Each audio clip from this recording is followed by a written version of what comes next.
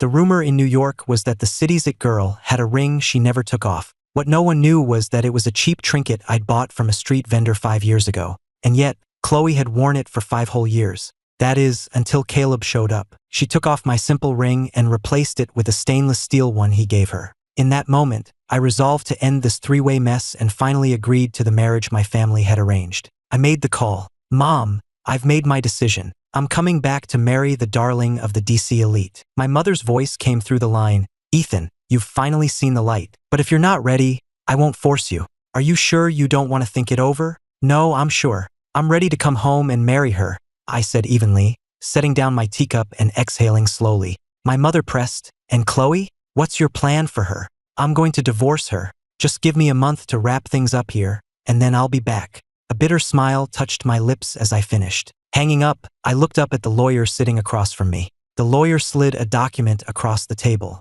Mr. Sterling, here is the divorce agreement we just drafted. Please review it. I took a deep breath and signed my name. 5 years. I was finally ending this loveless marriage. Mr. Sterling, if there are no issues, this agreement will become legally binding after both parties have signed and the 1-month cooling-off period has passed, the lawyer said. Has your wife arrived yet? I glanced through the clauses, replying coolly, she's not here, but I'll make sure she signs it. Very well, Mr. Sterling. Call me if you have any questions. The lawyer shook my hand and stood to leave. Just then, the sharp click of high heels echoed from the doorway.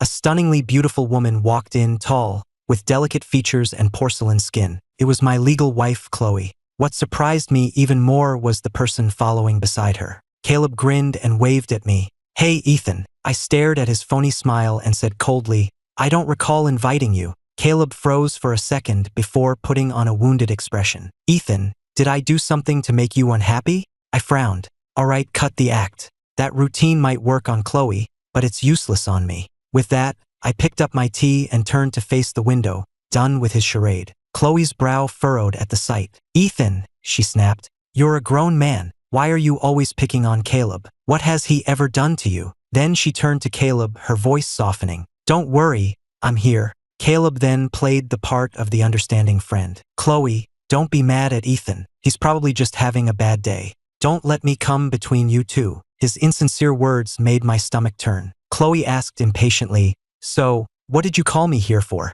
The Ingram family from Texas just sent representatives to Portland, and I have a meeting with them soon. I can only give you 5 minutes. I scoffed internally. The Ingrams were nothing. I slid the divorce agreement across the table to her. Nothing much. I just need Ms. Hayes' signature on this document. Chloe frowned, her gut telling her this was more than a simple paper. But just as she reached for the cover, Caleb let out a sharp cry. The teacup in his hand had slipped, shattering on the floor and splashing scalding tea all over him. Are you okay? Are you burned? Chloe immediately grabbed napkins, dabbing at his clothes with a look of pure distress. What are you all staring at? Get some ice over here now, she yelled at the cafe staff. I watched, a little lost in the memory of it all. Chloe rarely lost her temper. The last time was 5 years ago. I'd been trying to buy our wedding rings when a sales clerk mocked me for being too poor to afford anything. When Chloe found out, she flew back from out of state, slapped the clerk across the face in front of everyone, bought every single diamond ring in the store, and declared, Ethan is my husband. Anyone who disrespects him, disrespects me. Chloe Hayes. Looking at her now, completely consumed with concern for Caleb, I knew that the Chloe who had once cared for me was a thing of the past. I'm taking you to the hospital, she said, grabbing her purse and getting up to lead Caleb out. Wait, sign this first, I said, pulling myself from my thoughts and pointing to the papers on the table. There's no time. I need to get Caleb to the hospital, and I won't be home tonight, she said with a frown, then quickly pulled him out of the cafe. I frowned. You're not even going to read it? Without a moment's hesitation, Chloe grabbed a pen, flipped to the final page, and scrawled her signature. I let out a self-mocking laugh as I took the document back. If she had hesitated for even a second, if she had just glanced at the cover, she would have known what it was. But her mind was completely on Caleb. A storm of emotions churned inside me. As I walked out of the cafe with the signed papers, I saw Chloe shutting her car door and could faintly hear their conversation. Chloe, what was that you just signed? Caleb asked. Chloe's voice was tender. It was nothing, just a standard contract. You're so clumsy, you should have just let the waiter carry your tea. Does it still hurt? Hearing that tone of deep concern, I looked down at the divorce papers in my hand and laughed bitterly. 5 years ago, I came to Portland alone to escape an arranged marriage. I met Chloe by chance and fell for her hard and fast. When I was sick, she'd stay up with me all night. When I was hungry, she'd drive all over the city to find my favorite pastries. She took such good care of me. I later learned that from the very beginning, she only saw me as a replacement for her first love, Caleb. But I was naive back then, believing that if I just loved her enough, I could eventually win her heart. So I took care of everything at home, tending to her every need. The more I gave, however, the more distant she became. Then, 6 months ago, Chloe came home in a fantastic mood, pulled out a sexy, backless dress, did her makeup perfectly, and rushed out the door. I found out later that was the day Caleb, newly divorced, returned to the country. It was also the first night Chloe ever stayed out. It was time for it to be over. I stood in the doorway with a resigned, bitter smile, looking up at the vast blue sky. Maybe that arranged marriage back home wasn't so bad after all, I thought. Chloe Hayes, I murmured to myself. As of now, we're even. I was about to hail a cab when my phone rang. It was an unfamiliar number. After a moment's hesitation, I answered. Hello? Who's speaking? An elderly, excited voice came from the other end. Am I speaking with Ethan Sterling, Mr. Sterling? Ethan Sterling. It had been a long time since I'd heard that name. It belonged to the prodigy of the Sterling family in D.C. When I vanished 5 years ago, that name faded with me. I'm not Ethan Sterling. My name is Ethan, I said, about to hang up. Mr. Sterling, please, don't hang up, the man said urgently. I know you're him. Chairman Jacobson gave me your number. Please, just give me 1 minute of your time. Chairman Jacobson, head of the National Commerce Guild in D.C., was a good friend of mine, despite our age difference. I paused for a moment, then conceded. Go on. Mr. Sterling, I am so sorry to bother you, but I'm desperate. My name is Arthur Ingram, patriarch of the Ingram family of Texas. I'm begging you, please, save my granddaughter. His voice was thick with desperation. The Ingrams were one of the most powerful families in Texas, yet here was their patriarch, speaking to me with such reverence. If Chloe could see this, her jaw would hit the floor. The very man she was bending over backwards to impress was now humbly pleading with the man she saw as a nobody. I frowned. Sorry, I don't have time. I moved to end the call. Mr. Sterling, if you save my granddaughter, the Ingram family will be in your debt forever. We would do anything for you, go through hell and back, he pleaded, terrified I would hang up. Mr. Ingram, if you've done your research on me, you should know about my 7 principles of refusal, I stated calmly. He replied instantly, Of course I know them. Your skills are legendary, as are your rules. You won't treat the wicked, the disloyal, the corrupt, or the depraved. You refuse the unjust, the greedy, and you won't help if you're not in the mood. But the Ingram family is none of those things. We've always been philanthropists in Texas, helping countless homeless children. Please, I'm begging you or my granddaughter. His voice broke, and he began to sob. I considered it for a moment. Fine. For Chairman Jacobson's sake, and because of your family's charity work, I'll help you this one time. Mr. Ingram was overcome with relief. Thank you, Mr. Sterling. Thank you. The Ingram family will be forever in your debt. I'm coming to pick you up personally right now. After hanging up, I let out a soft sigh. I had come to Portland for a quiet life, which is why I'd kept such a low profile. I'd even secretly saved Hayes Corp from bankruptcy 5 years ago without ever telling Chloe. But it was that same low profile that made her see me as worthless, and our marriage as nothing more than a way for her to get over a broken heart. Now that Caleb was back, she didn't have to pretend anymore. I laughed at my own foolishness. So be it. Some hearts are just cold. You can't warm them no matter how hard you try. Chloe, everything I ever gave you, everything I gave to Hayes Corp, it's time I took it all back. Meanwhile, at a lavish private estate in the West Hills of Portland, Arthur Ingram hung up the phone. He turned to his son, Arthur Jr. Quickly, get the car. I'm going to pick up Mr. Sterling myself. Arthur Jr. nodded, though he was stunned. He never realized this prodigy held such importance for his father. Dad, he asked, what about Chloe Hayes, the CEO of Hayes Corp? She's been begging for a meeting for over a month, and you only just agreed yesterday. When should we schedule her? Mr. Ingram waved a dismissive hand. Tell her I don't have time. Arthur Jr. nodded and immediately made a call. My father says he's unavailable to meet with Chloe Hayes. Tell her the Ingram family is on its way to meet a very important guest, and that she should wait for our call. At that moment, in the CEO's office at Hayes Corp, Chloe was clutching her phone, anxiously waiting for it to ring. When it finally did, she snatched it up. Mr. Davis, what's the news? Did Mr. Ingram agree to the meeting? The manager's voice on the other end was cool. I'm sorry, Ms. Hayes, Mr. Ingram is on his way to visit an honored guest today. He has no time to see you. Perhaps another time. Chloe's brow tightened. She glanced at Caleb, who was fiddling with a bouquet of red roses nearby. Mr. Davis, would you be able to tell me who this honored guest is? The manager hesitated. Ms. Hayes, all I can tell you is that his last name is Sterling. Then he hung up. Listening to the dial tone, Chloe's expression soured. For Arthur Ingram to personally visit someone, they had to be a titan of industry. An introduction to a person like that would secure the future of Hayes Corporation. But she knew perfectly well that someone from a minor family like hers had no standing to meet such a person. Caleb tried to comfort her. Chloe, don't worry. I heard Mr. Ingram is in Portland for 2 reasons. To find a partner for a new project, and to find a doctor for his critically ill granddaughter. He won't be leaving anytime soon, so we still have a chance. As he spoke, he reached for her hand. Chloe just gave a wry smile and subtly pulled her hand away, tucking a stray piece of hair behind her ear. Anyway, you just got back in the country. Where do you want to go for dinner tonight? My treat. I'd rather have you cook for me, Caleb said. He'd noticed her pulling away, and though his eyes hardened for a second, he covered it with an awkward smile. Chloe used to be so attached to him, but now she was actively creating distance. Chloe hesitated.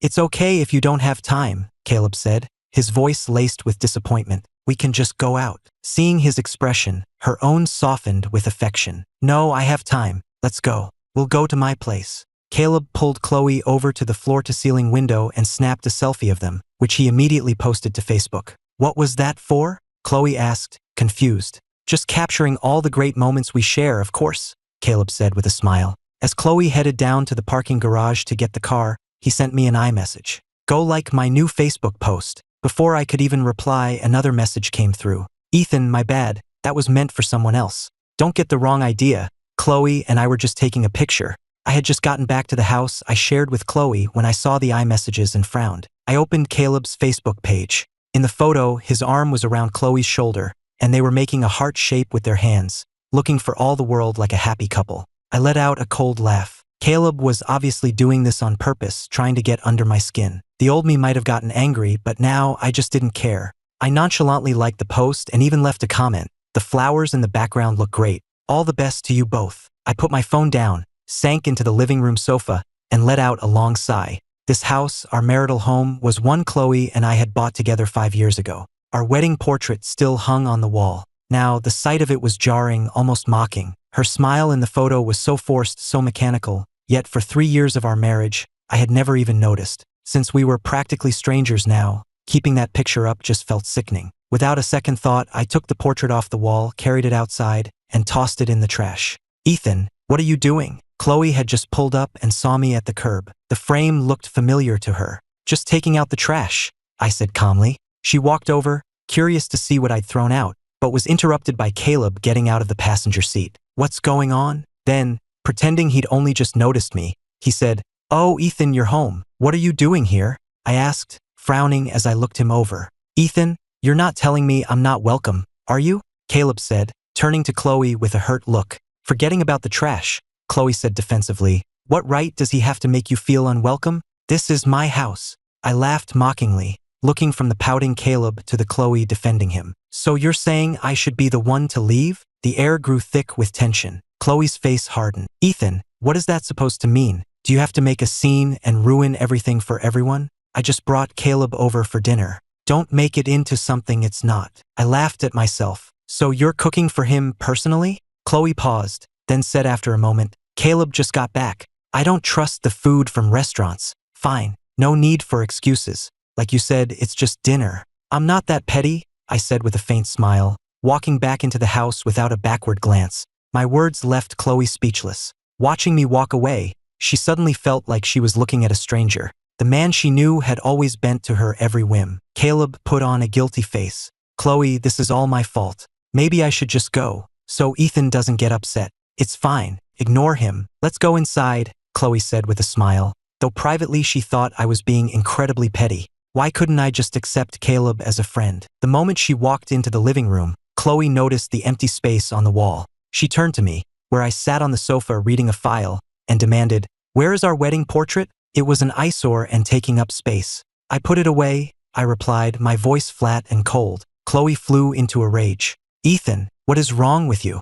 That's our wedding portrait. You can't just take it down. Go put it back right now. I smiled coldly. It's in the trash can out front. Go get it if you want it. I just raised an eyebrow at her and said nothing more. She brings Caleb into our home, a man she knows I despise, and plans to cook for him, yet she's upset about a picture? Couldn't wrap my head around it. I found myself wondering how she'd react if she knew that in 1 month, after our divorce was final, I'd be marrying Ashley Prescott of the DC Prescotts. I'm sorry, but I'm tired, I said coolly. Chloe's brow furrowed, ready to argue, but Caleb stepped forward, looking around the room. Chloe, is this the house you and Ethan share? It's beautiful. I remember you telling me once that if we ever got married, this is exactly how you'd want our home to look. His words hung in the air, plunging the room into an icy silence. Chloe's face froze, and she shot an awkward glance at me on the sofa. But my expression remained neutral. I didn't show the slightest hint of anger, nor did I ask a single question. Pang of guilt hit Chloe. Ethan, I'm sorry. Caleb feigned an apology too. My bad, Ethan. I didn't mean anything by it, he said, though the triumphant glint in his eyes was impossible to miss. I just smiled coldly, my face a mask of indifference. It's fine. Weren't you going to cook for him? I won't get in your way. I have somewhere to be. Where are you going? Chloe asked, a note of panic in her voice. In 5 years, I had never acted like this, so detached and calm. My complete lack of concern was unnerving her, making her frantic. Meeting a friend, I said flatly. She frowned. A friend? What friend? Since when do you have friends I don't know about? Ms. Hayes, my personal life doesn't require your approval, I said coldly, walking out the front door. The slam of the door made Chloe flinch. Her face grew dark, and her hands clenched into tight fists. With me gone, Caleb put on his concerned act again. Chloe, are you all right? Did I say the wrong thing and make Ethan mad? Maybe I should go get him. But the smug sneer in his eyes betrayed his real feelings. Now he had Chloe all to himself. I'm fine, Chloe said, sighing as she stared at the closed door with a complex expression. So what's for dinner? Need a sous chef? Caleb asked eagerly. Sure, Chloe began, but was cut off by her phone ringing. It was her secretary, her voice buzzing with excitement. Ms. Hayes, I found out where Mr. Ingram is staying. Should I send you the address? Also, I heard he's on his way to meet a very important guest today. If we're lucky, we might get a glimpse of who it is. Okay, I'm on my way, Chloe said, hanging up. She turned to a beaming Caleb with an apologetic look. Caleb, I'm so sorry. I can't cook for you tonight after all. Something urgent just came up at the office, and I have to go. A flicker of annoyance crossed Caleb's face, but he masked it with a gentle smile. Of course, work comes first. Do you want me to drive you? Thank you, Caleb, Chloe said with a relieved nod. As they pulled out of the parking garage, they found the road ahead was blocked. In the distance, a custom Rolls-Royce was parked, surrounded on all sides by men in black suits. They moved with the discipline of trained ex-military. What's going on? Chloe muttered, glancing at her watch. Why is the road closed? She was desperate to get to Mr. Ingram and couldn't afford to waste a second. Caleb rolled down his window. Chloe, looks like some VIP is in town. They've shut down the road. Just then, a security guard noticed their car and walked over. Sorry, this road is closed. You'll have to find another route. Excuse me? Chloe asked. Can you tell me who is in that car? The guard replied curtly, Arthur Ingram, of the Texas Ingrams. What? Chloe was stunned. It was him. Suppressing a wave of excitement, she asked, is he waiting for someone? As a sharp businesswoman, she knew instantly that if Mr. Ingram was here, he had to be waiting for someone incredibly important. I'm sorry, that's confidential. Please leave the area now, the guard said flatly. Chloe bit her lip, her eyes fixed on the motorcade. She desperately wanted to see who Mr. Ingram was waiting for, but the guard's icy stare and the way he physically blocked her path made it clear she had to leave. A person important enough for Arthur Ingram to personally greet was far beyond her reach. Chloe, let's just turn around. There will be other chances, Caleb prompted. She nodded, casting one last, longing look at the motorcade before slowly pulling away. She kept her eyes on the rearview mirror, and just as she turned the corner, she saw the Rolls-Royce door open. Arthur Ingram himself stepped out. Just as she tried to see who he was greeting, a familiar figure appeared in her rearview mirror. It was me. Sitting in her car, Chloe's eyes went wide, her face a mask of disbelief as she stared at my reflection. Noticing her expression, Caleb followed her gaze. Chloe, what is it? He asked. Caleb, look, she said urgently. Across from Mr. Ingram? Is that Ethan? Caleb squinted but saw nothing. Chloe, are you sure? Maybe you're just tired and seeing things, he said, reaching for her hand. Startled, Chloe snatched her hand back and tucked a strand of hair behind her ear. Yeah, maybe you're right, she said awkwardly. After a few more glances in the mirror confirmed I was gone, she hit the gas and sped away. She had no idea that if she'd waited just a few more seconds, she would have witnessed something she'd never forget. Arthur Ingram, with his son Arthur Jr. in tow, hurried over to me, bowed a full 90 degrees, and said with the utmost humility, "Mr. Sterling." I gave them a calm, sweeping glance. "All right, Mr. Ingram, I'm on a tight schedule. Let's go." Arthur Ingram immediately moved to open the rear door for me himself. "Mr. Sterling, please," he said respectfully. I nodded and slid into the car. Meanwhile, Chloe hadn't driven more than a block before she slammed on the brakes. "Chloe, are you okay? You seem completely distracted," Caleb asked, concerned. Chloe gripped the steering wheel, her knuckles white. "I can't. This is a once-in-a-lifetime opportunity. I don't care if I make a bad impression. I have to meet him, and I have to meet the person he came all this way to see." With that, she wrenched the steering wheel, making a sharp U-turn and speeding back toward the motorcade. With a screech of tires, she pulled her car directly in front of the Rolls-Royce, blocking its path. Inside the Rolls-Royce, Arthur Jr. slammed on the brakes. "Mr. Sterling, are you all right?" he asked, shaken. His father shook his head, glaring at the car in front of them. "Who in the world drives like that?" he snapped. Then he saw a tall, elegant woman get out of the car. It was Chloe. My eyes narrowed as I watched Chloe hurry toward our car. What was she doing here? Had she figured something out? Chloe jogged toward us but was stopped about 15 feet away by a stone-faced bodyguard. "Mr. Ingram," she called out, "I'm Chloe Hayes, CEO of Hayes Corp. We had an appointment to discuss a partnership." Inside the car, Arthur Ingram's face was grim. Hayes Corp? Never heard of them. He had gone to such lengths to get a meeting with me. The last thing he needed was for this woman to ruin it. Arthur Jr. leaned over. "Dad, that's the one I told you about. Chloe Hayes. She's requested a meeting several times, but you turned her down." "Oh, her," his father said with annoyance. "Get rid of her." Arthur Jr. nodded, got out of the car, and walked up to Chloe. "Ms. Hayes, this is hardly professional behavior. If you want a meeting, call my secretary. Now please move your car so we can be on our way," he said dismissively, turning to leave. Chloe pushed past the bodyguard and hurried after him. "Mr. Ingram, please wait. Forgive my forwardness, but I heard your father was on his way to meet someone very important, and I was desperate. I just wanted to ask if that person is in the car.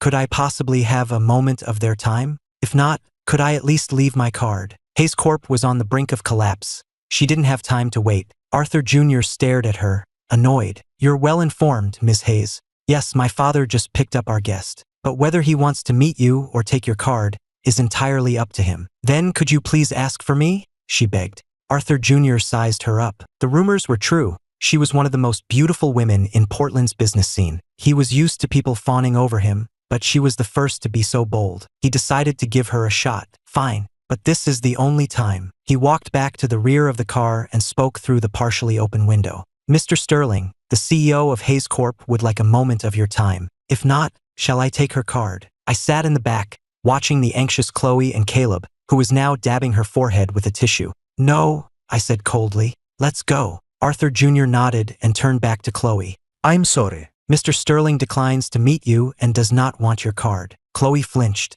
She had assumed her looks would at least get her card accepted. She never expected such a cold dismissal. Unwilling to give up, she asked, "Mr. Ingram, can you at least tell me his name?" Arthur Jr. replied offhandedly, "His name is Arthur. Let's go." "Don't keep Mr. Sterling waiting," his father called out, leaning out of the car window. "Coming," Arthur Jr. called back, jogging to the car. The motorcade began to move. As our car passed Chloe, the window was slowly rolling up. In that final sliver of an opening, she saw the profile of the man sitting next to Arthur Ingram. Her face went blank. "He looks just like Ethan." "No, it can't be." She fumbled for her phone to call me, but Caleb got out of the car. "Chloe, what's wrong?" "Caleb, can you find out if the guest Mr. Ingram was meeting is a big name from DC?" Chloe asked. Caleb watched the motorcade disappear. "I heard he was meeting someone from DC, Chloe. Are you sure you weren't just seeing things?" Chloe paused. Was it possible her eyes were playing tricks on her?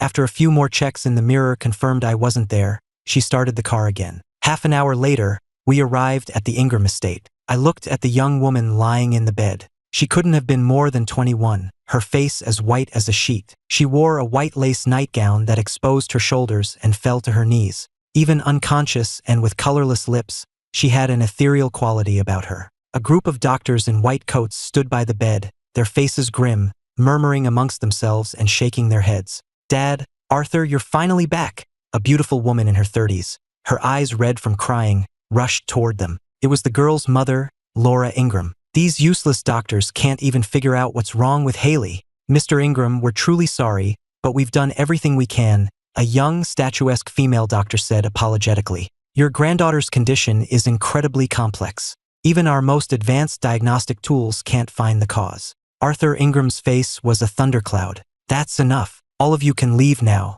Mr. Sterling is here. We won't be needing you." "Mr. Sterling?" The doctors exchanged confused glances. They were the best in their fields from the top hospitals in the state. Who could possibly be better? Laura's eyes fell on me, and her brow furrowed. "Dad, don't tell me this is the miracle worker you've been talking about. He can't be much older than Haley. Are you sure he's not some kind of con artist?" Arthur Ingram frowned. "Laura, that's enough. Chairman Jacobson himself sings Mr. Sterling's praises. 4 years ago, when the top doctors in D.C. had given up on the chairman's father, it was Mr. Sterling who saved his life." Laura was even more skeptical. "But I saw Mr. Jacobson's father just 2 weeks ago, hiking in the mountains. He looked perfectly healthy. Are you sure the chairman wasn't exaggerating?" She then turned to me, her voice sharp. "Do you actually know anything about medicine?" "I know a thing or two," I replied calmly. "A thing or two?" she scoffed. "Do you have any idea who has been through that door? The best doctors in Texas.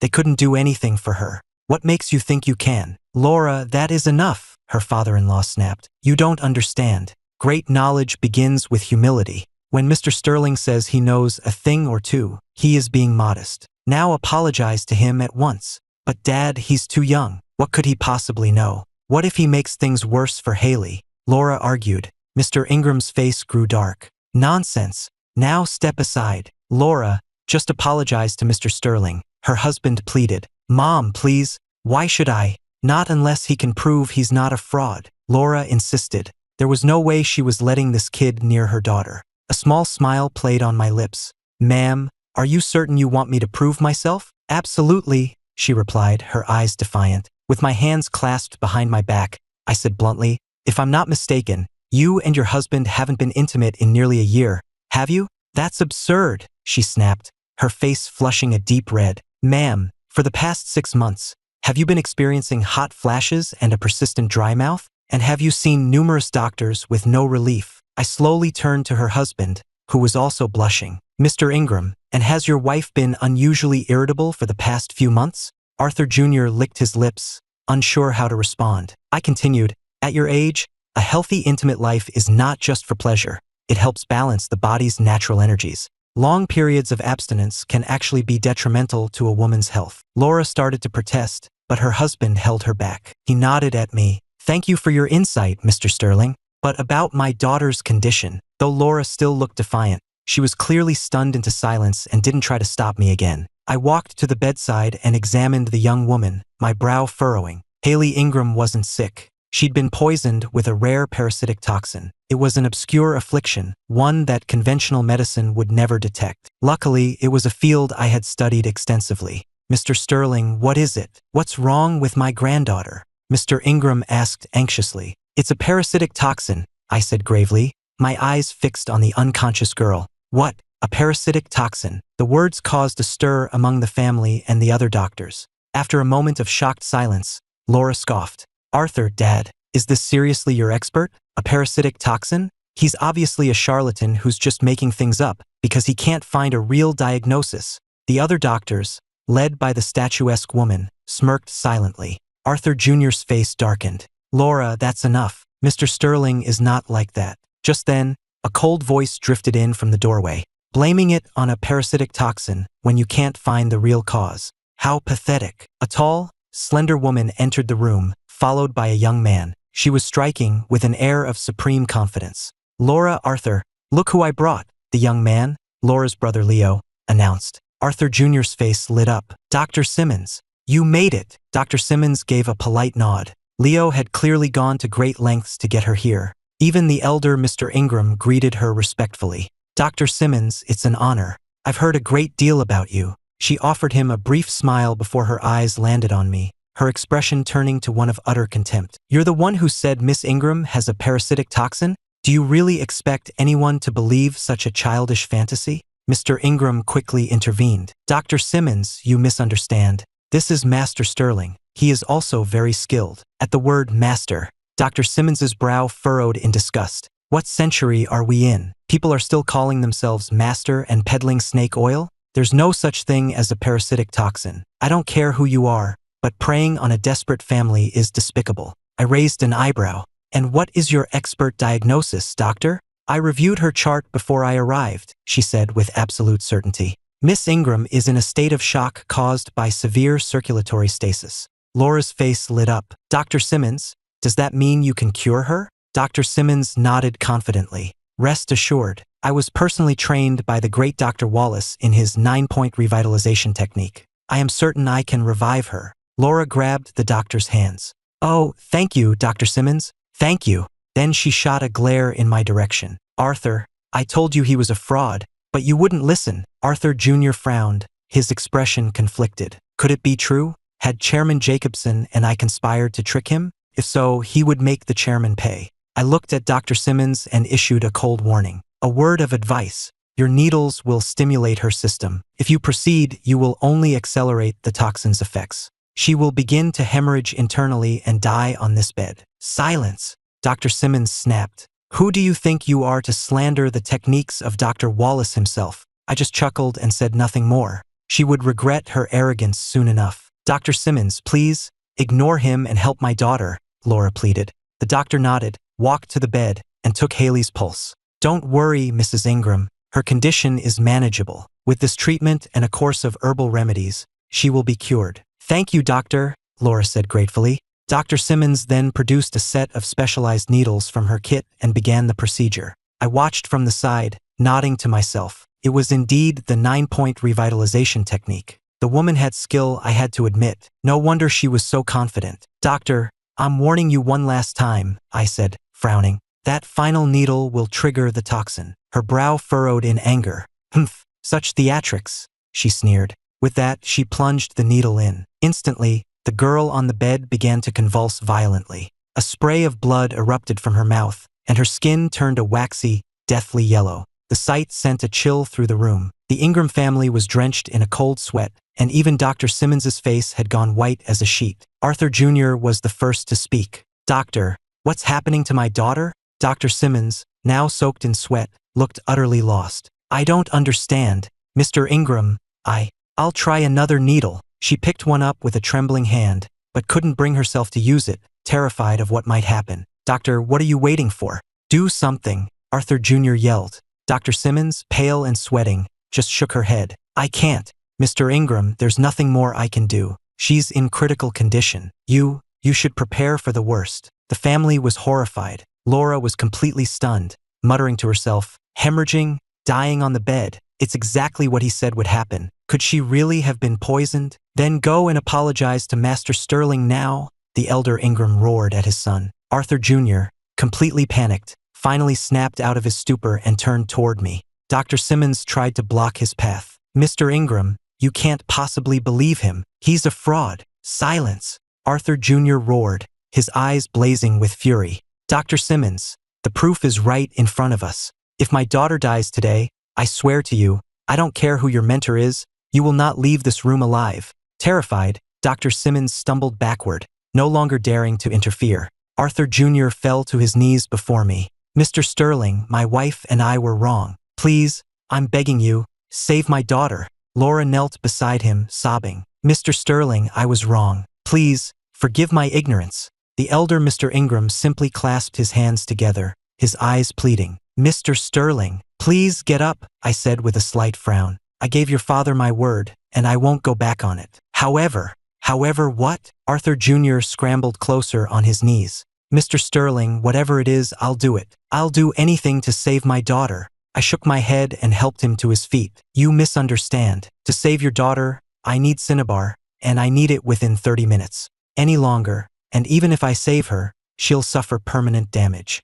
Cinnabar? Right. I'll go get it myself. Arthur Jr. sprinted out of the room. He returned just a few minutes later, holding a large bag. Mr. Sterling, is this the right kind? I glanced at the bag and nodded. This will do. Now, I need everyone who is not essential to leave the room. You heard him. Everyone out. The elder Mr. Ingram commanded. Mr. Ingram, may I stay and assist? Dr. Simmons asked, not ready to admit defeat. Mr. Ingram hesitated, then said grimly, fine, but if you get in Mr. Sterling's way, I will not be merciful. With that, he and the others left. In an instant, it was just the two of us. I mixed the cinnabar into a paste and reached for Haley's nightgown. What do you think you're doing? Dr. Simmons cried, grabbing my arm. What are you planning to do to her? I frowned at her. Then you do it. She bit her lip, her expression torn. Fine, but I'm warning you. If you do anything inappropriate to Miss Ingram, I will make you regret it. I didn't waste time arguing. I quickly removed Haley's nightgown,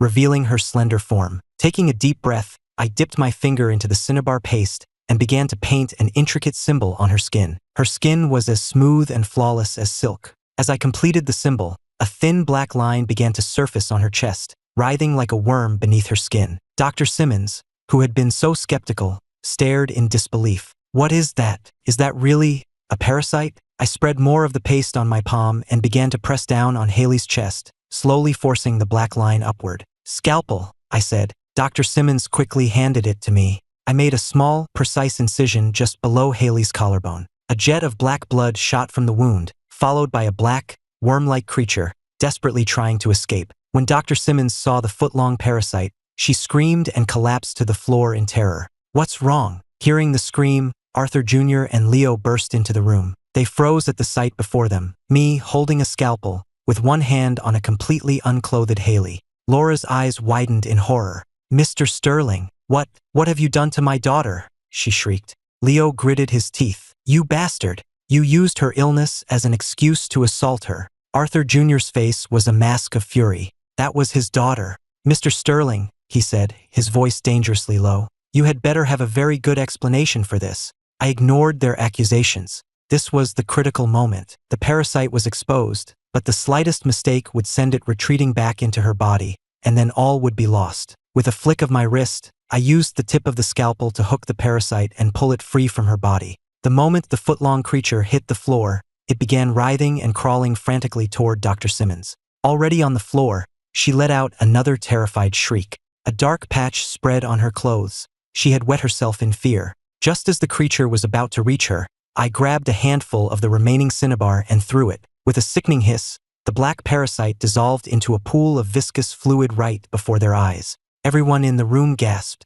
Dr. Simmons, are you all right? Laura asked, helping the trembling woman to her feet. I'm fine, she stammered, trying to hide the wet spot on her skirt, unable to even look at me. Mrs. Ingram, could I possibly use a room to change? Laura, momentarily confused, quickly nodded. Of course, doctor. Right this way. Arthur Jr. looked from the puddle on the floor to me, his face filled with shame. Mr. Sterling, I apologize for my misunderstanding. Please, forgive me. If he hadn't seen it himself, he never would have believed it. I waved it off. It's nothing. Miss Ingram should wake up within 3 minutes. Really? The two Ingram men were ecstatic. Just then, a soft cough came from the bed. Haley's eyes fluttered open. Haley, you're awake. Her father and grandfather rushed to her side, the remaining medical staff close behind. I'm just a little hungry, she murmured, frowning as she touched her chest. And it's so sore here. It feels like someone was pressing on it all night. Hearing her complain, Arthur Jr. finally relaxed. Haley, it was Mr. Sterling who saved you. You need to thank him. Haley turned her head with some effort. Thank you, Mr. Sterling, for saving my life. You're welcome, I said with a nod. Then I turned to her father. Mr. Ingram, your daughter is out of danger. She just needs a few days of rest to fully recover. If there's nothing else, I'll be on my way. The elder Mr. Ingram quickly pulled out a credit card. Mr. Sterling, we are forever in your debt. Please accept this. It's $50 million, a small token of our gratitude. I smiled and shook my head. That's not necessary. I only intervened as a favor to Chairman Jacobson. Please, put it away. $50 million was nothing to me. Mr. Ingram frowned, realizing his offer might have been insulting. Then an idea struck him. Mr. Sterling, I recently came into possession of an artifact. Perhaps you would find it more to your liking. Please, follow me. He led me into his study and retrieved a wooden box from a hidden compartment in a bookshelf. He opened it carefully. Inside, resting on a bed of silk, was a small, palm-sized bronze cauldron. My eyes widened. The apothecary's cauldron? It's wasted on me, Mr. Sterling, he said, offering me the box. But in your hands, I'm sure it could work wonders. Please, if you would do me the honor of accepting it. I frowned. I couldn't possibly. A gentleman doesn't take another man's treasure, and this cauldron is priceless. Mr. Sterling, please, compared to my granddaughter's life, this is nothing, he insisted, bowing deeply. Seeing he was sincere, I accepted the gift. Then I thank you for your generosity, Mr. Ingram. He beamed. Not at all, Mr. Sterling. A treasure is best suited for a master. I do have one more small favor to ask, however, if you would be so kind. I raised an eyebrow. Please go on. Tomorrow morning, my family is hosting a pharmaceutical investment conference at the Providence Grand Hotel. We plan to select a partner from among Portland's top pharma companies. But we're new to this field and lack the expertise. We were hoping you might attend as our guest of honor and help us evaluate the proposals. He looked at me with earnest hope. I thought for a moment, then nodded. All right, I have no other plans. It might be a welcome distraction. Mr. Ingram was thrilled. Thank you, Mr. Sterling. I'll send a car for you personally. Arthur, please escort Mr. Sterling home. I frowned. There's no need, Mr. Ingram. I can just find a hotel nearby. Both father and son looked at me, confused. Mr. Sterling, you mean? I gave a wry smile. It's nothing. I'm getting a divorce. I'd rather not see her right now. A divorce? Both men were taken aback. Mr. Ingram immediately pulled a key from his pocket. Mr. Sterling, forgive my thoughtlessness. This is the key to a villa in the Portland Gardens. It's worth a fortune, but it's yours. Before he could finish, I shook my head. That's very generous, but unnecessary. Once the divorce is final, I'll be returning to DC. Please, don't go to any more trouble. He smiled sheepishly. Mr. Sterling, it's much more comfortable than a hotel, even for a few days. You can always give it back when you're done. Before I could protest, he turned to his son. Arthur, take Mr. Sterling there yourself, and have the staff sent over to prepare the house. Arthur Jr. took the key. Mr. Sterling, shall we? Their hospitality was overwhelming, so I simply nodded. Of course. I just need to use the restroom first. Of course. I'll wait for you by the entrance, he said. A few minutes later, I walked out of the restroom and came face to face with Chloe and Caleb, who were waiting right outside. Ethan, what are you doing here? Chloe asked, her face a picture of surprise. I frowned, looking from her to Caleb. And what business is that of yours? I asked coldly. My coldness took her aback. Ethan, what is wrong with you? I'm asking what you're doing here. Have you been following me? Following you? Are you insane? I shot her a look of disbelief. In all our years together, I had never felt such contempt for her. If you weren't, then how did you get in here? She demanded, looking me up and down. She, the CEO of Hayes Corp, couldn't even get a meeting with Mr. Ingram. How could a nobody like me get into his private estate? If I had snuck in and caused trouble, it could ruin her entire company. What you think is your business. I don't owe you an explanation. Now, if you'll excuse me, I said, my patience wearing thin. Ethan, she grabbed my arm. I've told you 100 times. There is nothing going on between Caleb and me. We've been working. Why can't you understand that? Following me here is going way too far. I laughed. So busy you don't come home at night? Well, don't let me interrupt you. I have to go. I turned to leave. Caleb stepped in my way, a placating smile on his face. Ethan, man, you've really got it all wrong. Chloe and I were just working. And about that night, I cut him off with a cold glare. I have no interest in what you two did that night. Now get out of my way. I shoved him aside and walked toward the black sedan waiting for me. The shove sent Caleb stumbling backward, and he nearly fell into a large potted plant before Chloe caught him. Caleb, are you all right? He put on a wounded expression. I'm fine. I think Ethan just misunderstood again. I don't mind, but I'd hate for this to cause problems between you two. Maybe I should come by another time and explain things to him. Chloe scoffed, then yelled after me. Ethan, stop. Who do you think you are, treating Caleb like that? Do you have any idea how hard he's worked to help me land this deal with the Ingrams? And what have you done? Nothing but follow me around and accuse me. You come back here and apologize to him. I just snorted, got in the car, and closed the door. As the car pulled away, I could see the fury on Chloe's face.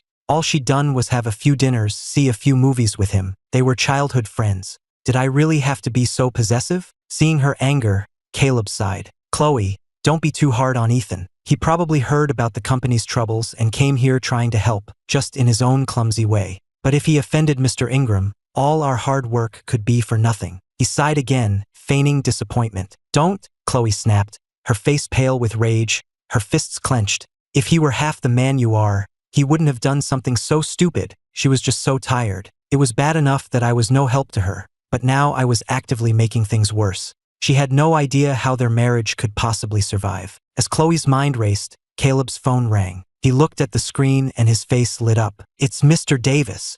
Answer it. Ask if he can get us a meeting with Mr. Ingram. Chloe's anger vanished, replaced by eager anticipation. Caleb answered the call. Mr. Davis, what can I do for you? You wanted to partner with our group, correct? Mr. Davis said. Tomorrow at 10 a.m. at the Providence Grand Hotel, 11th floor ballroom. Mr. Ingram Sr. and Jr. will be personally selecting their new partner. Whether you get the contract is up to you. Then he hung up. Caleb put his phone away, his expression serious. That was Mr. Davis. We're invited to the selection conference tomorrow. It sounds like the Ingrams are going to choose their partner on the spot. We'll need to present something truly exceptional if we want to stand out. Exceptional. Chloe looked worried, then her eyes lit up. We have a formula for a restorative cream. It can eliminate scar tissue in a remarkably short time. The only problem is… What's the problem? Caleb pressed. The problem is that Ethan developed it specifically for me. It's not in production, and he's the sole creator. She looked conflicted. After how I just treated her, she couldn't bear the thought of having to ask me for a favor. Chloe, I'm sure Ethan is a reasonable man. Why don't you just call him? Caleb said, forcing a smile. I guess I have to, she said with a deep sigh, pulling out her phone to call me. The call connected for a second before I hung up. Her hands shaking with rage, she tried again, and again a dozen times. I hung up every time. Chloe, stop. He's obviously still angry, Caleb said. What if we find another way? What if someone else presents the formula in his place? It's just a presentation. Once we get the contract, Ethan will benefit too, right? He added, his tone suggestive. Of course. Chloe's eyes lit up. Why didn't I think of that? It was just some formula he threw together. It's not a big deal if someone else presents it. With that, she turned to Caleb. Caleb, you'll do it. You'll present the formula at the Ingram conference tomorrow in Ethan's place. A flicker of triumph flashed in his eyes, but he put on a show of reluctance. Chloe, I don't know. The media will be there. It feels like I'd be stealing his spotlight. We don't have time to argue. It's decided. Chloe cut him off. We have to land this contract. I'm sure Ethan will understand. After all, it's for the good of the company. Back at the office, Chloe and Caleb immediately summoned the head of her D. Do you remember that formula Ethan gave you about a year ago? Chloe asked him. The one for scar removal. The director, Mark Chun, nodded. Of course. I still have it on file. Good, Chloe said. I need you to produce a sample batch overnight and give Caleb a copy of the ingredient list so he can study it. Mark frowned. Ms. Hayes, Mr. Sterling specifically said this formula was flawed. It's not ready for mass production. Before Chloe could respond, Caleb interjected sternly. Director Chan, who owns this company? Who signs your paychecks? Mark bit his lip and looked down. Ms. Hayes needs this formula to secure the Ingram deal, Caleb continued. The entire future of this company is at stake. As an employee, your job is to do what's best for the company. Do you understand? He then turned to Chloe. Right, Chloe? Chloe smiled at Caleb, then turned back to the director. Director Chun, please do as I've asked. Mark took a deep breath and nodded. All right, I'll get right on it. He left the office, but a sense of unease lingered. I had told him the formula was flawed, but I'd never told him exactly how. Meanwhile, at the villa, I was on a video call with a man in his late 40s. He had a commanding presence. It was my father, Robert Sterling. Ethan, Mr. Prescott, has suddenly fallen gravely ill. I'm afraid your engagement to his granddaughter will have to be postponed, my father said, his expression grim. If you're not too busy, you should come back and take a look at him. It's possible. I cut him off. Dad, I don't owe the Prescotts anything. I only agreed to that marriage for you and Grandpa.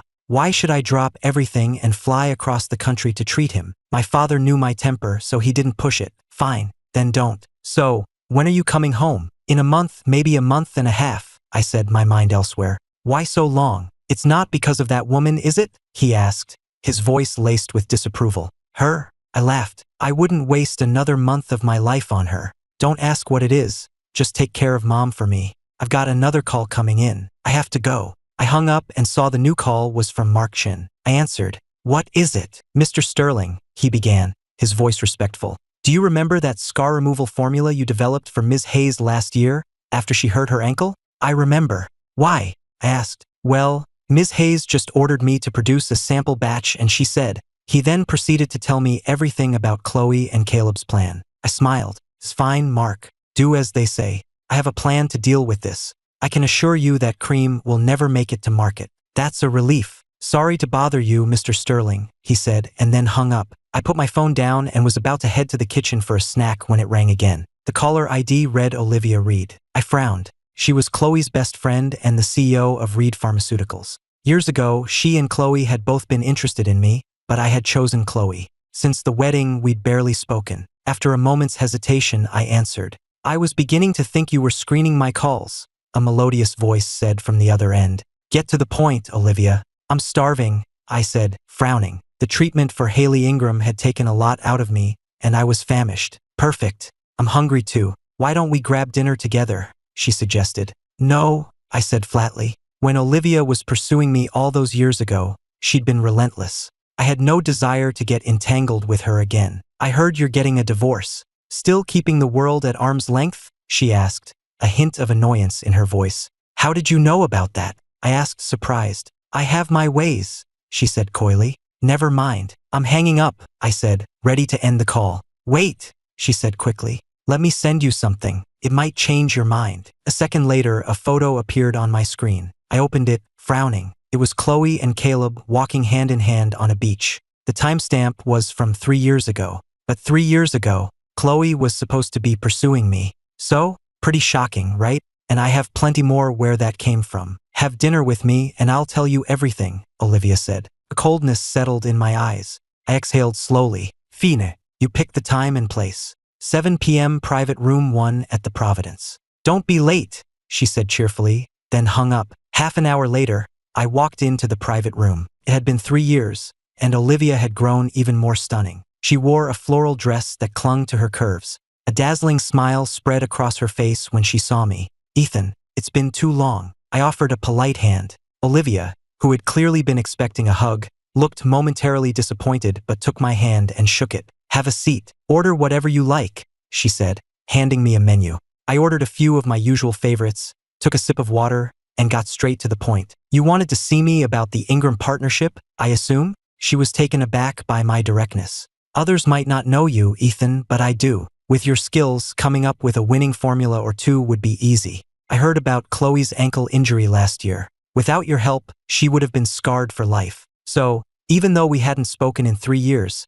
she'd been keeping tabs on me. And why should I help you? I asked, my voice cold. Because I can give you the proof you need to take back everything that's rightfully yours, she said, opening Facebook on her phone and handing it to me. Look, this is her feed from the last few years. Most of it is hidden from you. I also happen to know that you're the real genius behind Hayes Corp's most successful products. By any reasonable standard, half of that company should be yours. I ignored her and scrolled through the feed, picture after picture of Chloe and Caleb, walking on the beach, holding hands at the mall, smiling. Stings, doesn't it? Olivia said. And here's the best part. Everyone else could see these posts. Her parents, her friends, everyone. Everyone except you. I let out a cold laugh. It all made sense now. The strange looks I'd gotten at her last college reunion. The hundreds of photos of her and Caleb, each one a knife in my gut. I put the phone down and looked at Olivia. What's the point of showing me this now? Her life has nothing to do with me anymore. I just didn't want you to be a fool any longer, she said.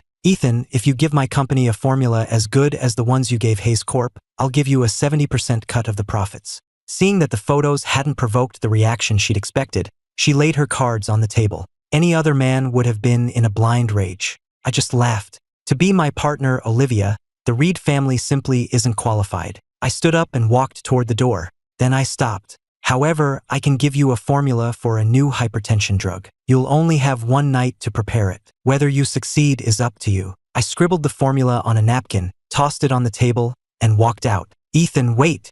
Olivia called after me, completely bewildered. Why would I refuse her offer, only to give her a formula for free? The next day, the ballroom at the Providence Grand Hotel was packed. The competition was fierce. It had come down to 2 finalists. Hayes Corp's restorative cream and Reed Pharmaceuticals' new hypertension drug. Both were so impressive that even the Ingrams were having trouble deciding. I told you to send a car for Mr. Sterling. Why isn't he here yet? The elder Ingram grumbled to his son. Dad, the traffic is terrible. He's still about 15 minutes out, Arthur Jr. replied. But we have a room full of investors and reporters. We can't keep them waiting, his father fretted. I did some checking, Arthur Jr. said quietly. Ms. Hayes is Mr. Sterling's wife. They're divorcing, but they've been married for years. Who's to say they won't reconcile? If we give the contract to her company, perhaps Mr. Sterling will see it as a gesture of goodwill on our part. The elder Ingram nodded. A sound strategy.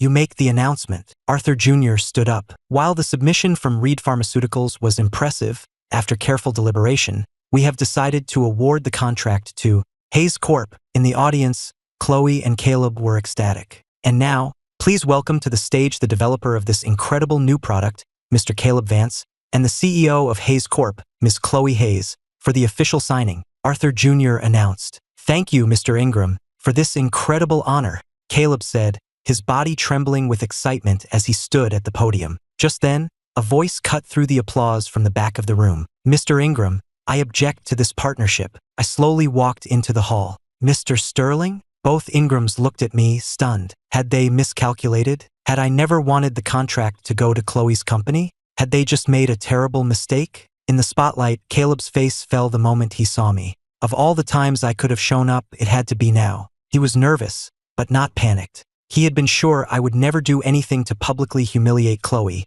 which is why he'd been so confident in taking my place. Chloe came down from the stage, her face a mask of fury. Ethan, what do you think you're doing? She hissed. Get out of my way. This is about him, I said, pointing directly at Caleb. A murmur went through the crowd as all eyes turned to a very uncomfortable-looking Caleb. Seeing that I was ignoring Chloe completely, Caleb's heart began to pound. Ethan, can we please talk about this later? Today is a very important day for Chloe and her company. Before he could finish his sentence, I slapped him hard across the face. Ethan, you hit me, he cried, turning to Chloe for support. Chloe rushed forward to intervene, but I pushed her away. I pointed a finger in Caleb's face.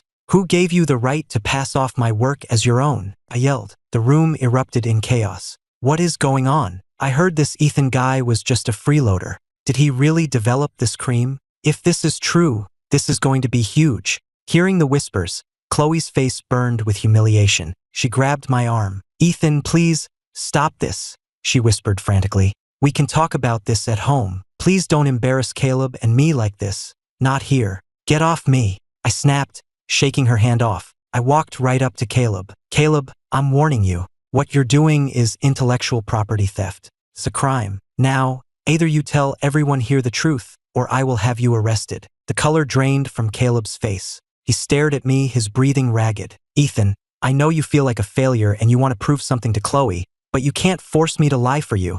I laughed and clapped him on the shoulder. Caleb, you don't even know what's in the formula, do you? Even if you had the original notes, you wouldn't know how to properly compound the ingredients. I snatched the sample jar from his hand and addressed the reporters. This cream was something I developed a year ago when my wife injured her ankle. It does remove scar tissue, but it contains a rare herb that has a dangerous side effect. It causes a massive, irreversible buildup of melanin in the skin. Without a separate neutralizing agent, which only I can create, it will permanently disfigure anyone who uses it. I then turned to Arthur Jr. Mr. Ingram, is your company's lab team here today? He immediately shouted to the staff at the door, someone get this to the lab for analysis. Now, do exactly as Mr. Sterling says. I walked back to Caleb, my hands clasped behind my back. Surprised? The formula has a fatal flaw. Now, do you have anything else to say? Or should I just call the police? Caleb's fists were clenched so tight his knuckles were white. He had thought this cream would make him a star. Now, in a matter of minutes, I had destroyed his career and his reputation. He was furious but helpless. Tears of humiliation streamed down his face. Seeing Caleb's tears, Chloe finally snapped. Ethan, what are you doing? It's just a formula. Why are you doing this? Are you trying to ruin him? I snorted. Why shouldn't I? It's my work. I'd rather throw it in the trash than let him pass it off as his own. Ethan, that's enough. Chloe screamed, finally losing control. It's bad enough that you're useless, but to sabotage me like this, in front of everyone, just to satisfy your own ego. I can't believe I was ever stupid enough to marry you. I laughed coldly. I think I'm the one who should have regrets. You spend the night with him, and then you steal my work to build his career, and you expect me to just look the other way. Before she could answer, I went on. And this isn't about my ego. It's about the thousands of people who would have used this defective product. As a medical professional, I have a responsibility to protect them. My words rang through the hall. After a moment of silence, the room erupted in thunderous applause. Just then, the head of the lab team hurried onto the stage. Mr. Ingram, our analysis is complete. The cream contains an extremely high concentration of melanoid compounds. Arthur Jr. raised an eyebrow. And what would be the effect of using it? It would cause permanent, untreatable hyperpigmentation, the lab tech replied. Not even skin grafts could completely reverse the damage. At this news, the respect for me in the room grew, as did the contempt for Caleb. Chloe finally grasped the severity of the situation. All she wanted now was to disappear and minimize the damage to her company's reputation. She tried to explain. Ethan, you're misunderstanding. Caleb is our new marketing director. I know you don't care about these little formulas, and we were desperate to land the Ingram deal. I thought this would be a good way to secure the contract and also give Caleb's career a boost. I didn't mean any harm by it. Why are you making such a big deal out of it? Why should my work be used to decorate his resume? I shot back. Even when we were married, my accomplishments were my own. Don't you think you should have asked for my permission? She stared at me, her eyes blazing with anger. She took a deep breath. Fine, I was wrong, okay? Can you just drop it now?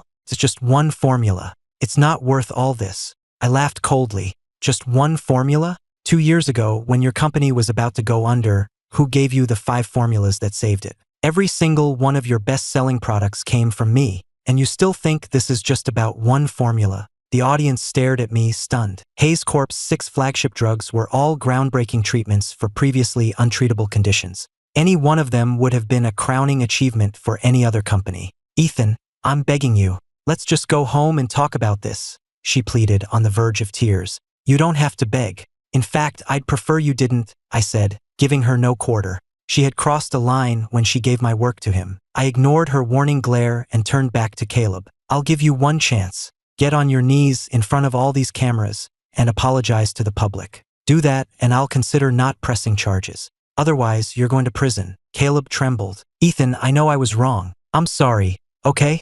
I just laughed coldly. Not good enough. I took out my phone and dialed 911. Ethan, Chloe grabbed my hand. Do you have to burn everything to the ground? What will it take to make you stop? She was genuinely terrified. If the police got involved, given the potential market value of the cream, Caleb could face 20 years in prison. The scandal would destroy Hayes Corporation. He kneels and apologizes, I said, refusing to back down. Chloe looked like she was about to cry. If Caleb knelt, his career would be over. All those years of hard work abroad would be for nothing. The thought made her furious. If you still think of me as your wife, she began, her voice shaking with rage. I cut her off. You signed the divorce papers yesterday. Now I'm asking him, is he going to kneel or not? What? She stared at me, utterly shocked. What did you say about divorce papers? What are you talking about? You don't remember? I sneered. I'm not surprised. You were a little preoccupied with your first love's minor burn. You didn't have time to actually read what you were signing.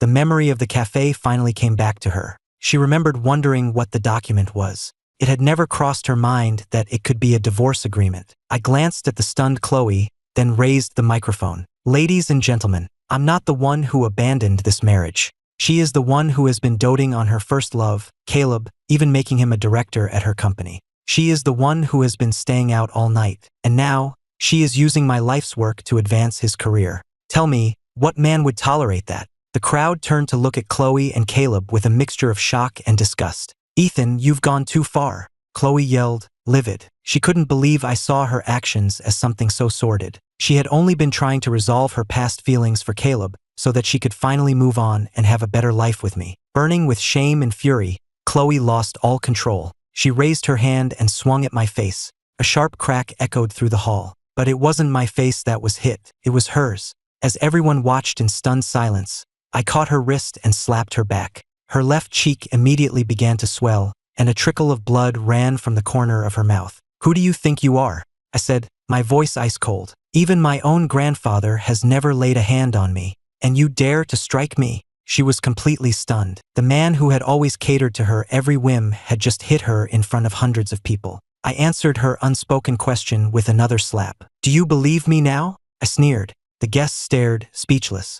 The Ingrams were even more shocked. They realized how close they had come to making a catastrophic mistake. If they had signed that contract, they would have made a powerful enemy of me. After this was over, they would have to make sure every company they worked with cut all ties with Hayes Corporation. Chloe covered her stinging cheek, tears welling in her eyes. Ethan, what happened to the man who used to spoil me rotten? In 3 years, you never even raised your voice to me, no matter how difficult I was. You were always so gentle. Enough, I said, turning my back on her. Caleb, are you going to kneel or not? Give me an answer. It was the first time Caleb had ever been publicly humiliated like this. His eyes filled with tears. Chloe wiped her tears away and forced herself to approach me. Ethan, please, she begged in a whisper. Don't do this to him. If he kneels today, his career is over. He'll be ruined. I laughed and looked past her to Caleb. What's the matter? Aren't you the brilliant genius back from abroad? Or can you only hide behind a woman and cry? Now, are you going to kneel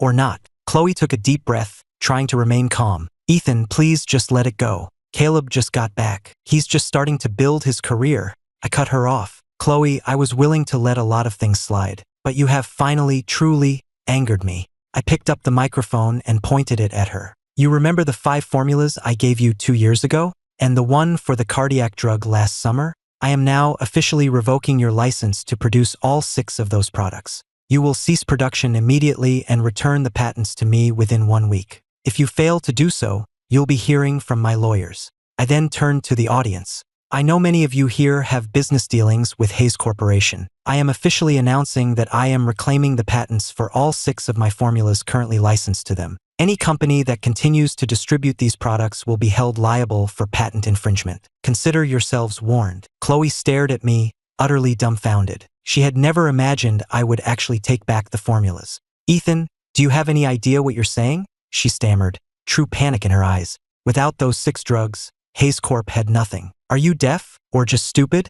I snapped, then turned my impatient gaze back to Caleb. Out of the corner of my eye, I saw the elder Mr. Ingram give his son a subtle nod. They had misread the situation earlier. Now was their chance to fix it. Arthur Jr. understood immediately. His face darkened. Humph, Mr. Vance. Who gave you the audacity to try and defraud the Ingram family? Did you really think we were that foolish? His roar sent the nearby staff scrambling backward. The audience looked at Caleb with pity. Everyone knew Arthur Jr. was normally a calm, collected man. For him to lose his temper like this was terrifying. Mr. Ingram, Caleb began, but Arthur Jr. cut him off with a vicious kick to the stomach. Caleb flew backward several feet and crashed to the floor. Guards, beat him until he kneels and begs for forgiveness, Arthur Jr. roared. 2 of the Ingram's bodyguards immediately moved toward Caleb. Wait, Chloe cried, rushing to shield Caleb with her own body. She knew the Ingrams were powerful enough to break both his legs without any consequences.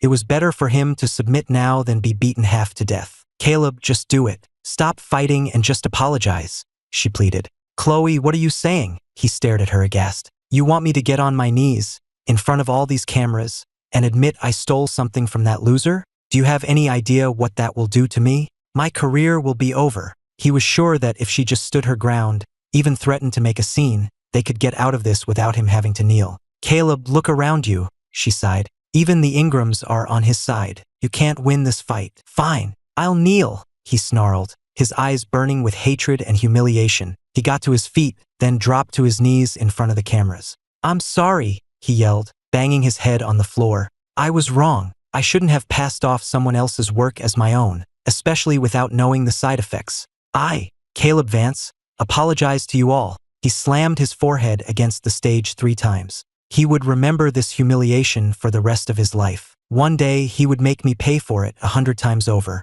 Wait, Arthur Jr. said, placing his foot on Caleb's shoulder as he tried to stand. Mr. Ingram, I've apologized. Can I go now? Caleb asked, his voice thick with unshed tears. Arthur Jr. sneered. You stole from Mr. Sterling. Don't you think you owe him an apology as well? What? Caleb's fists clenched. Him, a brilliant, foreign-educated scholar, kneeling to a failure like me? He would rather die. Arthur Jr. snorted and turned to the press. The live stream ends now. The reporters understood immediately and cut their feeds. He narrowed his eyes at Caleb. You will kneel and apologize to Mr. Sterling, or I will have my men throw you from this window. The choice is yours." Caleb saw the murderous intent in Arthur Jr.'s eyes and felt a wave of despair wash over him. He knew, without a doubt, that if he refused, Arthur Jr. would have him thrown from the 11th floor. "Mr. Ingram, I'll do it. I'll apologize." He stumbled over to me and fell to his knees, the humiliation washing over him. He bit his lip so hard he tasted blood, fighting back tears.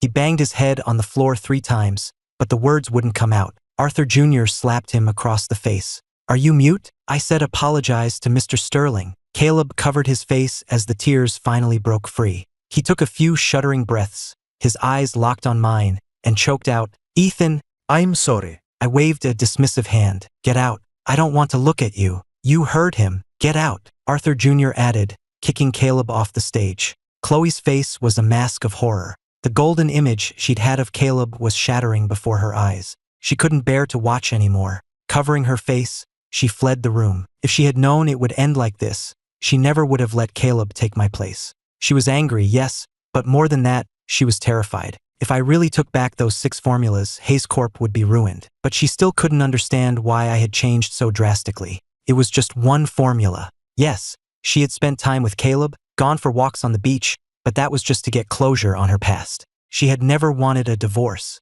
She couldn't understand how things had gotten so out of control. Maybe when he calmed down, they could talk, and she could clear up this whole misunderstanding. As she walked out of the hotel, she heard Caleb's frantic voice behind her.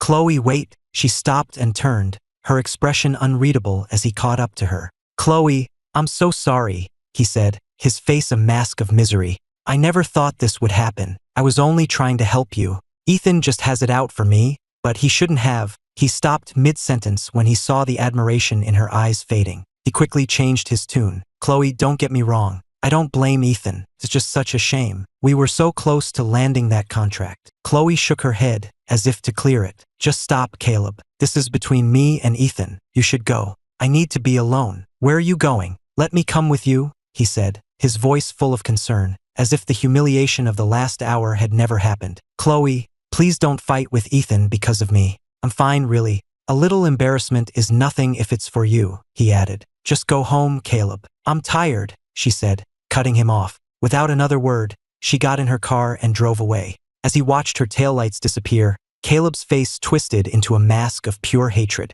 "Ethan Sterling," he snarled, "you destroyed my plans. You took everything that was supposed to be mine. I swear I will make you pay." I sat in the back of the Ingram's sedan, my fingers tracing the lid of the wooden box on my lap. The Portland cityscape blurred past the window, much like my memories of the last 5 years with Chloe. The candied fruit from the night market, the cool metal of that cheap ring, the fierce way she defended me from that sales clerk, the cold set of her jaw as she signed the divorce papers without a second thought. It all dissolved into a meaningless blur. The driver suddenly slowed, and I looked up. A familiar white sedan was stopped at the intersection ahead. The window rolled down, and Chloe's face came into view. Her eyes were red, as if she'd been crying. The moment she saw me, her tense shoulders slumped, and her knuckles went white as she gripped the steering wheel. I didn't tell the driver to stop, just gave her a passing glance and looked away. But she suddenly floored it, cutting in front of us and forcing our car to a halt. The Ingram's bodyguard immediately got out, placing himself between her and my door. She shoved him aside and pounded on my window, her voice breaking. "Ethan, get out of the car. I need to talk to you." I frowned but lowered the window. The autumn breeze carried her scent into the car. It was the perfume Caleb had given her. I remembered it well. It was the same scent she'd been wearing the night she never came home. "Yes?" I asked, my voice devoid of any emotion. "I was wrong, Ethan. I know that now," she said, her voice trembling. "I shouldn't have given Caleb the formula. I shouldn't have seen him behind your back. I should have read what I was signing. Please, can't you come back? Can't we start over?" I looked into her red-rimmed eyes and felt nothing. I remembered the first time I saw her, 5 years ago, standing under a street lamp at the night market in a white dress. Her smile so bright it looked like she had stars in her eyes. I thought I had found the person I would spend the rest of my life with. That's why I did all the housework, why I stayed up all night with her when she was sick, why I gave her the 5 formulas that saved her company from bankruptcy, why I stayed up for 3 nights straight perfecting a treatment plan for her mother's heart condition. And what did she do? She took it all for granted. She used me as a placeholder for Caleb. The moment he came back, she didn't even bother to pretend, running off to meet him in a sexy dress, staying out all night, even giving him a job and handing him my work to build his career. Start over. I scoffed. Chloe, what on earth makes you think that's possible? She stared at me, fresh tears streaming down her face. I know I was awful. I know I took you for granted and treated you like a replacement. Just give me one more chance. I swear I'll change. A chance? I thought of that cheap ring I'd bought her, the one she'd worn for 5 years, only to cast it aside for a piece of stainless steel from him. I gave you countless chances. The night he came back, I waited up all night for you. You came home smelling of his cologne, and I said nothing. You told me you were busy at work, but you were at the beach with him watching the sunrise, and I said nothing. You let him take my place at the Ingram conference, and I still said nothing. It was you, Chloe. You were the one who crossed the line, again and again. The color drained from Chloe's face. She opened her mouth to speak, but no words came out. You knew this whole time? And what if I did? I said, putting my phone away. I kept telling myself that if I just held on a little longer, you'd eventually see how much I cared. But when you signed those papers without a second thought, I finally understood. Some hearts are just cold. You can't warm them, no matter how hard you try. With that, I nodded to the driver to go. The car began to pull away. Chloe stood frozen, watching us drive off, until she finally collapsed to the pavement, sobbing uncontrollably. I watched her shrinking figure in the rearview mirror. I didn't feel a shred of pity. All I felt was an overwhelming sense of relief. When I got back to the house I'd shared with Chloe,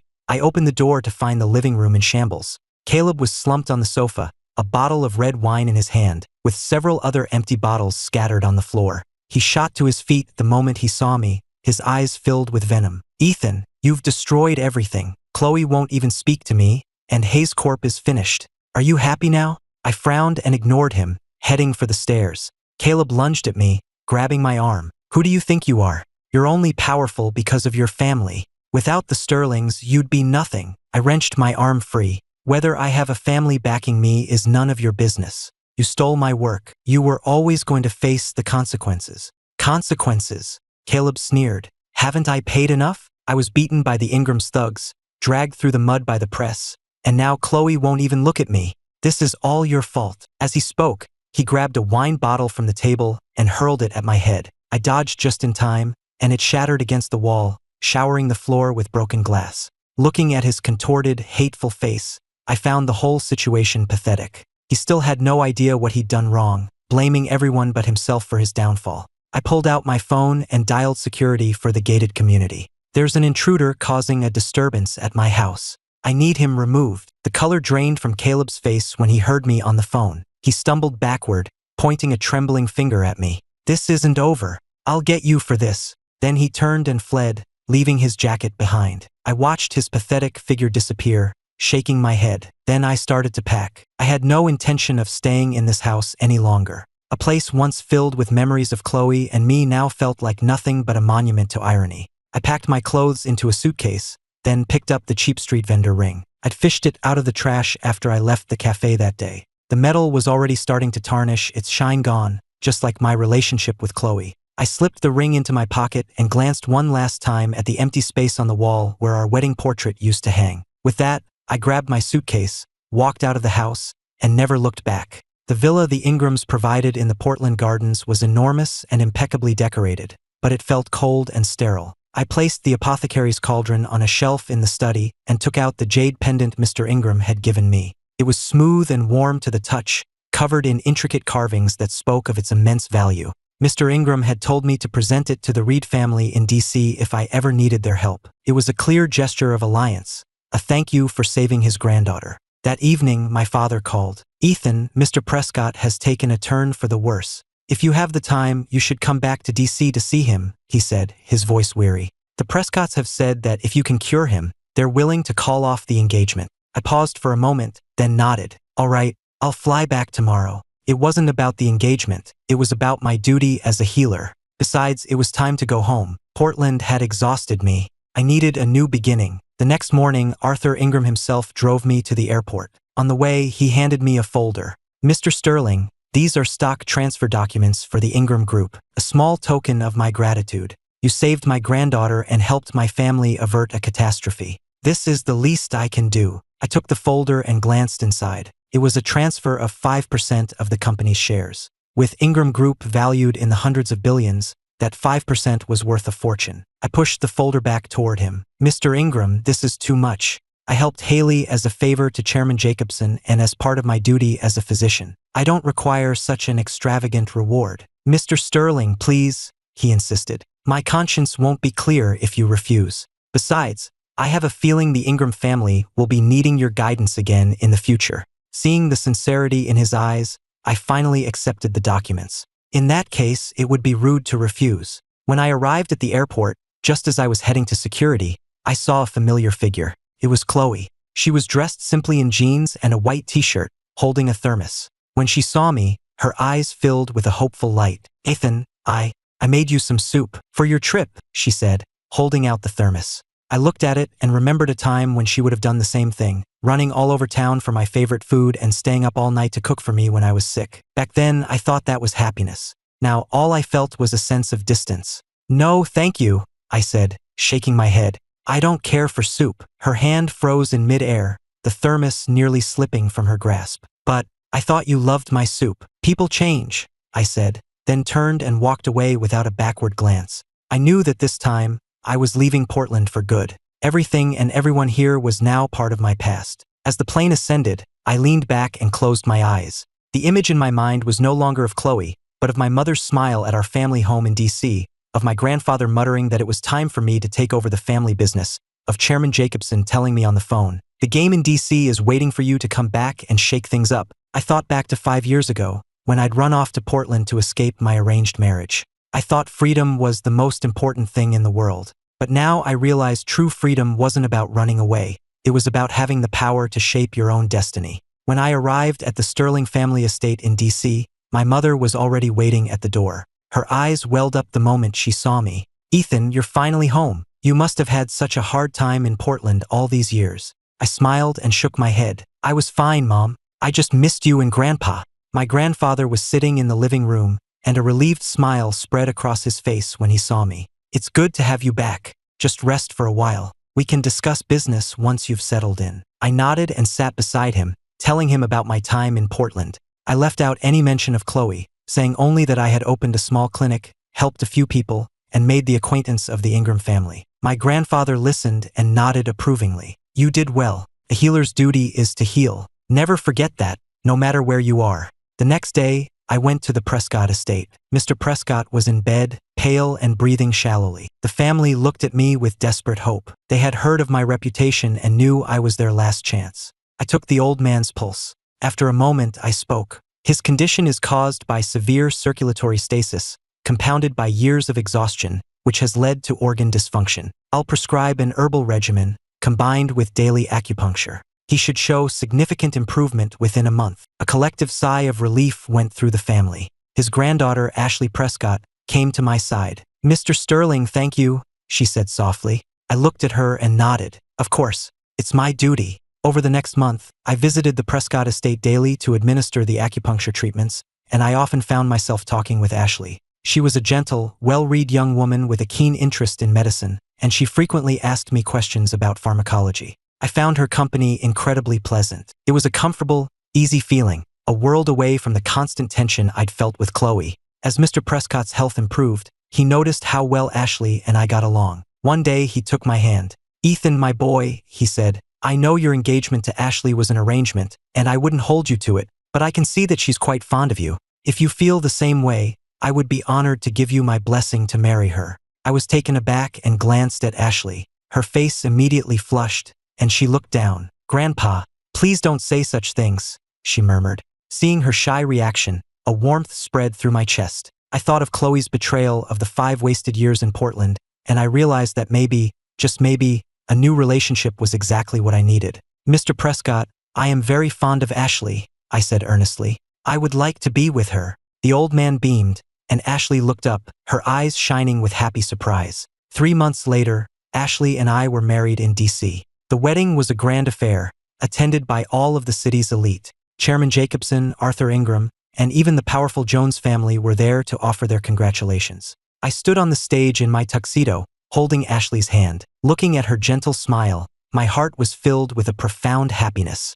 Halfway through the reception, I spotted a familiar figure in the crowd. It was Chloe. She stood in a corner, dressed plainly, watching me with a complex expression. I didn't approach her, but simply gave her a small nod of acknowledgement. She saw my acknowledgement, and a bitter smile touched her lips before she turned and walked away. I knew she might have come hoping to win me back, or maybe just to witness what she had lost. But whatever her reason, it didn't matter anymore. I had found my happiness. It was time to let the past go. Married life was blissful. Ashley was incredibly thoughtful, always having a meal ready for me after a long day, or giving me a shoulder rub when I was tired. I poured my energy into the Sterling Group and the Guild, and my sharp instincts led to several major successes, elevating the Sterling Group to new heights. Occasionally, I'd think back on my time in Portland on Chloe and Caleb, but the memories no longer stirred any emotion in me. They were just a chapter from a past life. I knew that it was that chapter that had forced me to grow, that had taught me what was worth cherishing, and had ultimately led me to true happiness.